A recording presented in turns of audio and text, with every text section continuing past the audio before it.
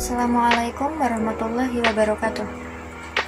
Salam sejahtera bagi kita semua. Om Swastiastu, Namo Buddhaya, salam kebajikan. Dan untuk pekan kali ini kita akan belajar bersama tentang penulisan unsur serapan. Sebelum lebih lanjut, perkenankan saya memperkenalkan diri. Saya Siti Fawilda dengan NIM 2103096144 dari Prodi PGMI Fakultas Ilmu Tarbiyah dan Keguruan UIN Wali Songo Semarang. Langsung saja, penulisan unsur serapan dalam perkembangan bahasa Indonesia perlu menyerap dari berbagai bahasa, baik bahasa daerah maupun bahasa asing. Mengapa? Karena jika bahasa Indonesia tidak menyerap bahasa dari bahasa daerah maupun bahasa asing, kosakata dalam bahasa Indonesia sangat sedikit. Apa itu serapan? Serapan ialah mengadopsi atau mengambil kata dari bahasa asing, tetapi mengadopsi dengan kaidah dan tata aturan bahasa Indonesia. Selanjutnya, pembagian unsur serapan. Yang pertama, pembagian unsur serapan yang belum sepenuhnya terserap ke dalam bahasa Indonesia.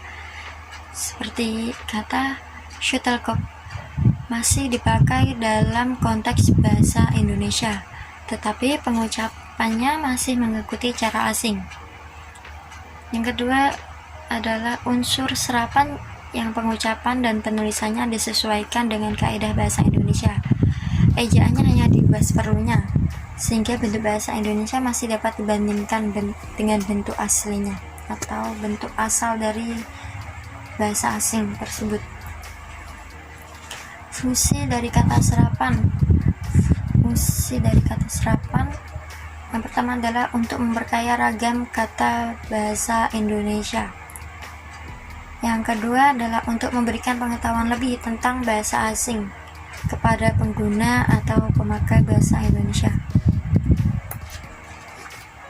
Selanjutnya, faktor yang memengaruhi kata atau unsur serapan. Yang pertama, lebih cocok digunakan dalam arti konotasinya. Yang kedua, kata serapan dari bahasa asing lebih bercorak internasional. Yang ketiga, kata serapan dari bahasa asing lebih mudah digunakan ketimbang terjemahannya. Selanjutnya, bentuk-bentuk kata serapan. Yang pertama, kata asing yang sudah diserap sepenuhnya ke dalam bahasa Indonesia, seperti contoh iklan, ember, botol, waktu, sekolah, sudah diubah menjadi arti bahasa asing ke dalam bahasa Indonesia. Yang kedua adalah kata asing yang dipertahankan karena sifat keinternasionalannya, seperti contoh Microsoft, Gigabyte, chip, fitness, dan masih banyak lagi. Dan kita sering menggunakan bahasa asing tersebut dalam pengucapan bahasa Indonesia kita. Selanjutnya, yang ketiga adalah kata asing yang berfungsi untuk memperkaya peistilahan. Contoh, calculation. Dalam bahasa asing, penulisannya adalah calculation.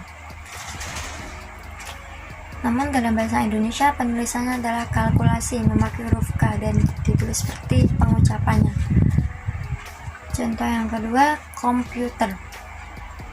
Komputer dalam bahasa Indonesia ditulis seperti biasa, seperti pengucapan komputer menggunakan huruf K.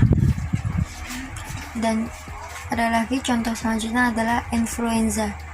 Dalam bahasa asing menggunakan Z, huruf Z.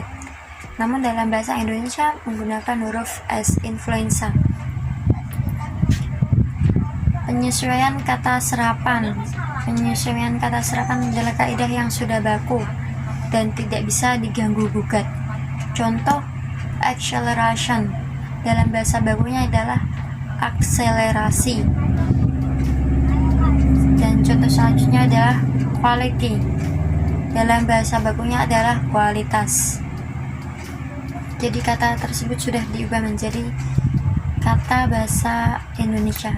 Dari bahasa asing sudah diubah menjadi kata bahasa Indonesia. Dan seperti pada gambar, contoh kata serapan dalam bahasa asing seperti abad. Kata asalnya adalah abad, kata serapannya abad, dan berasal dari Arab. Nah, di sini terdapat juga atlet. Kata asalnya adalah atlet, kata serapannya atlet. Penulisannya agak berbeda, bukan sama ya. Tapi di sini berasal dari bahasa Belanda. Mengapa bahasa Belanda paling banyak diserap dalam kata serapan bahasa Indonesia? Karena penjajahan negeri Belanda sudah melanda cukup lama, sehingga masyarakat Indonesia pada masa itu sudah hafal, bahkan sudah fasih dalam pengucapan bahasa asing tersebut. Dan untuk di sini juga terdapat contoh bahasa asing dalam ilmiah seperti urin. Hasil serapannya urin, penulisannya sama, namun arti dalam bahasa asing tersebut adalah kencing. Jika diucapkan dalam bahasa Indonesia itu sangat tidak terlalu sopan atau gimana gitu. Dan selesai sudah.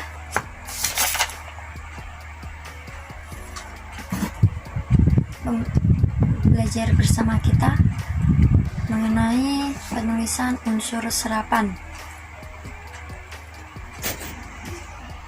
Terima kasih, semoga bermanfaat. Wassalamualaikum warahmatullahi wabarakatuh.